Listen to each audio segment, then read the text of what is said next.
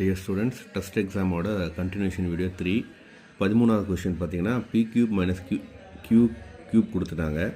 actually அந்த மேலே formula எழுதியிருக்கேன். இதன்படி நீங்க என்ன நினைப்பீங்க -3pq * p - q இந்த பக்கம் போனா ப்ளஸ் ஆயிடும்னு சொல்லிட்டு செகண்ட் ஆப்ஷன் போட்டுருவீங்க.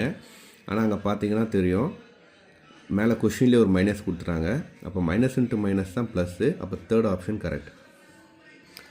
14th क्वेश्चन கொஞ்சம் ட்விஸ்ட் பண்ணி தான் கொடுத்துருக்காங்க. நீங்கள் ட்ரை பண்ணாலும் போடலாம். 8t⁶ நான் சிம்பிளிஃபை பண்ணியிருக்கேன் பாருங்கள். 8 2 கியூபாக மாற்றிருக்கேன்.